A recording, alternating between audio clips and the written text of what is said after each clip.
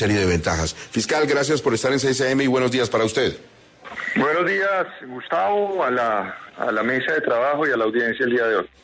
Sé que ayer estuvo, como conoce el país, conversando con Germán Vargas Lleras, estuvimos hablando con él hace un momento de vivienda y me dejó una tarea, que le preguntara lo siguiente de entrada: ¿los beneficios que están incluidos en este proyecto para los narcotraficantes se parecen a los que recibieron en La Habana los miembros de la guerrilla de las FARC, fiscal? Sí. Yo creo que estamos frente a un escenario que es el siguiente. Yo creo que el país tiene que distinguir muy bien entre lo que se hizo en La Habana, que era un proceso de paz con una organización guerrillera que además tenía unos estándares de justicia transicional, con tratar de calcar y meter en un proceso de sometimiento un proceso de paz simulado. Y aquí hay que decirlo con claridad, porque es que yo no voy aquí a adornar las palabras. Cuando usted observa el proyecto que se radicó, es un proyecto que incluyeron algunos temas que yo había planteado, pero abrieron boquete a otros. Es decir, ya no tengo 9, tengo 12 observaciones sobre lo que ocurrió el día de hoy, y además tengo problemas serios frente al entendimiento del proyecto, porque es un proyecto que tiene ciertas incoherencias.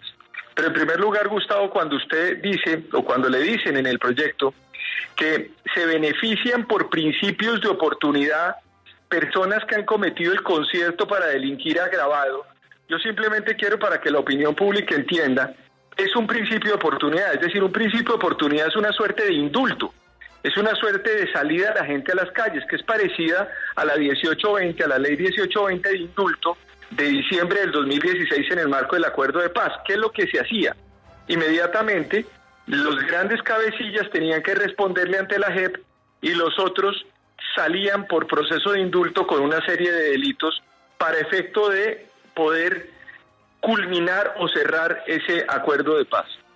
Acá, entonces, lo que dicen es que unas personas que han cometido una serie de delitos tendrán entre 6 y 8 años, y por el lado de abajo, es decir, por una figura que se llama principio de oportunidad, me están sacando a la gente que ha cometido delitos como concierto para delinquir agravado.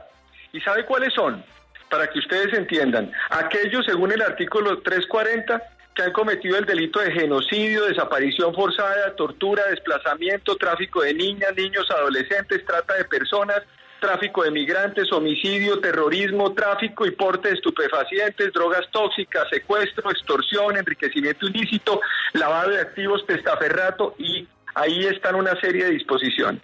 Y para rematar, establece que hay exactamente 200 conductas penales, 217, aquí estoy viéndolas, 217 conductas penales que también entran por ese boquete, porque están excluyendo aquellos delitos que tengan una pena menor de 6 años, que estén en centro carcelario y que se encuentren en un parágrafo del artículo 324 del Código de Procedimiento Penal. Entonces, a mí, esa es la primera observación que yo hago, porque a usted no le pueden disfrazar un proyecto de sometimiento con un proceso de paz, porque es que el tema no es solamente aquí que le digan al país y que se le diga al país que no se le da carácter político a unas organizaciones derivadas del paramilitarismo y del narcotráfico en Colombia.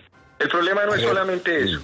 El problema es que usted les está dando un tratamiento similar al que se le dio a la gente en La Habana.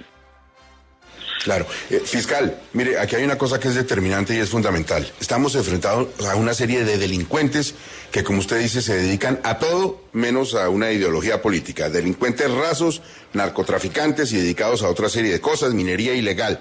Ese principio de oportunidad no es más que una manera de disfrazar el indulto y la amnistía. ¿El gobierno está viendo las puertas de la impunidad para los delincuentes, para los narcotraficantes? Sí, sin ninguna duda, sin ninguna duda. Y además ponen a la Fiscalía como si fuera, o al posible fiscal general, porque yo finalmente no voy a firmar ningún principio de oportunidad sobre esa base. Seguramente otro fiscal general lo tendrá de notario en la Fiscalía General de la Nación para que le haga la tarea a todas estas personas. Mire, yo le digo una cosa, este país es un país que se ha construido sobre la base de instituciones sólidas. Esto ya lo definió la Corte Constitucional en el año 2006. Obviamente aquí uno no puede decir que le dan carácter político porque no le dan carácter político, pero los tratan políticamente a la luz de este proyecto sobre este punto concreto. Ahora, ese es el primer aspecto, pero si uno mira y empieza a seguir mirando y mirando cuáles son los diferentes elementos, yo le traigo a colación, por ejemplo, para que la opinión pública lo diga, porque aquí no es que el fiscal general le dé porque cada 2 días quiere decirle a los medios de comunicación algo, sino porque es que yo realmente es que estoy cansado, aburrido, de que cada 2 días se olvide en el país que aquí hay división de poderes, hay Estado de Derecho en Colombia y que la rama judicial del poder público es autónoma. Mire usted, en el artículo 29 de ese proyecto se habla de la intervención de la Fiscalía General de la Nación. En el literal B se dice que la Fiscalía tendrá que aportarle a la Oficina del Alto Comisionado para la Paz información sobre todas las indagaciones, investigaciones y procesos penales en curso contra los integrantes de la estructura armada organizada de alto impacto.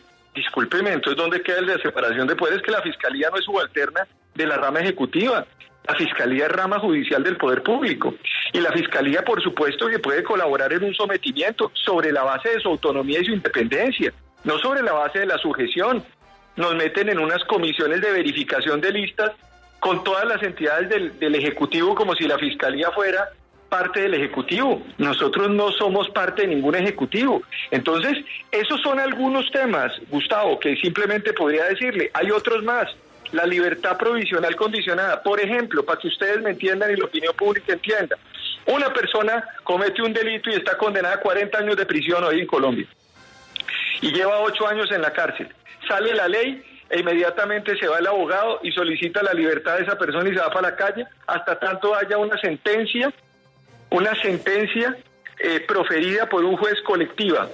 Y entonces, ¿qué? ¿Por qué más bien no los dejan en la cárcel y esperan que la sentencia salga? Porque aquí en Colombia normalmente esas sentencias se van a tomar unos años, porque usted sabe que hasta justicia y paz ha durado 14. Entonces vamos a dejar que salga todo el mundo como una especie de premio, una especie de jubileo por cuenta de este proyecto. Más bien yo le propongo al gobierno que digan lo siguiente: si el escenario es ese, saquen un solo artículo.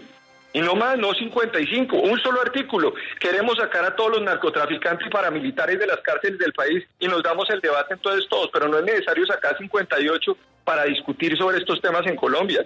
Entonces aquí hay que jugarle claro al país, hay que decirle las cosas claras. Y la Fiscalía General de la Nación, por lo menos en el marco de lo que estamos discutiendo, no es una voz aislada en el debate nacional. Hernando, lo escucha el señor fiscal general. Fiscal, buenos días. Yo quiero enfocar esta pregunta a dos frentes. El primero, en mi calidad de director de la Corporación Excelencia de la Justicia, para expresar que acompaño públicamente sus alarmas y preocupaciones a este respecto. Vamos a expedir un comunicado esta mañana porque este proyecto pisotea a las víctimas, va en contra de estándares internacionales de reparación, lo cual va a llamar de seguro la atención de la Corte Penal Internacional y supone también una eventual condonación del lavado de activos. Yo creo que si así se permite, esto es como ponerle el impúdico sacoleva del narcotráfico a nuestra democracia. Ahora, fiscal, como integrante de esta mesa de trabajo me gustaría preguntarle acerca de esta curiosa obsesión del gobierno de hacer aprobar este proyecto y el otro cuestionado, el de supuesta humanización carcelaria a punta de mensajes de urgencia para acelerar su discusión sin aprobación y su aprobación sin discusión alguna. E incluso llegándose a escuchar por el alto gobierno, como lo dijo el ministro de Justicia más temprano en estos micrófonos, para descalificar y minimizar voces tan importantes y críticas como las suyas, que estos reparos son simples voces altisonantes.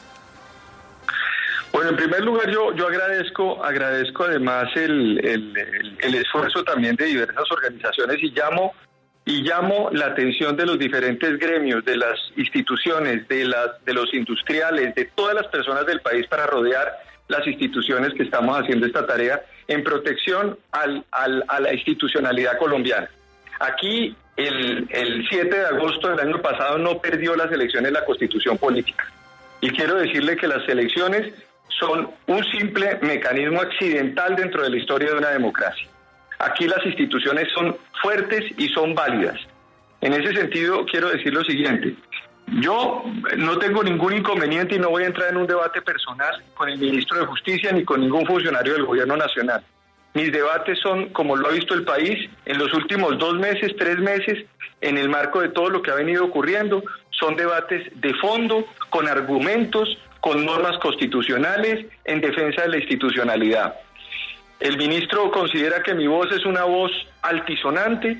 Yo le sugiero al ministro que los debates los haga con argumentos y no con adjetivos. A mí me parece que si quiere el debate, perfecto, vamos al Congreso de la República. Me he reunido con todos los partidos también en las últimas 2 semanas. Y mi voz está ya en ese sentido y será una voz fuerte. Le solicité al gobierno ayer de forma respetuosa en el marco de mis competencias y respetando las competencias del presidente de la República, que por el bien del país, por el bien de la paz total o de su proyecto de paz total, por favor retiren los mensajes de urgencia de los proyectos de humanización y de este proyecto de sometimiento a la justicia para que no se simplifiquen los debates en el Congreso de la República. Estamos en un país en donde la democracia tiene 2 componentes, para ponerlo en términos además académicos que el ministro de Justicia me entiende muy bien, porque venimos además de la misma universidad donde dictábamos los 2 clases. Aquí hay 2 componentes de la democracia, el componente electoral, que es un componente primario dentro del concepto de democracia, y el concepto de democracia deliberativa, que es la que tiene que darse permanentemente día a día para sostener la democracia electoral y para que exista legitimidad en cualquier proyecto de gobierno. Entonces yo, más allá de las declaraciones altisonantes, yo quisiera decirle que los debates los hagamos con argumentos. Yo acabo de dar unos debates muy graves. Yo quiero que me digan más bien y que le digan al país por qué quieren que salgan a la calle personas que han cometido delitos como genocidio, desaparición forzada, tortura, desplazamiento forzado, tráfico de niñas y adolescentes, etcétera, etcétera, y quieran poner al fiscal general de la Nación a firmar como un notario principios de oportunidad, asimilando el proceso de sometimiento como si estuviéramos en un proceso de La Habana con títulos de indulto. Esos son argumentos de fondo. Y si quiere dar los argumentos de fondo, los damos en el Congreso de la República, y yo invito también que, por favor, el ministro de Justicia y el gobierno, si quieren debatir conmigo, que debatan con argumentos, pero que no debatan simple y llanamente con adjetivos. Es el mensaje clarísimo del señor fiscal a través de Caracol Radio al gobierno. Retiren los mensajes de urgencia de proyectos que podrían beneficiar a delincuentes, a narcotraficantes, a personas que no tienen contenido político en sus acciones, para poder ir al Congreso, el escenario donde corresponde, a discutir con tiempo el futuro de los colombianos. Señor fiscal, muchas gracias. Buen día para usted. Bueno, buen día, Gustavo. Un abrazo y un saludo para todos en la mesa.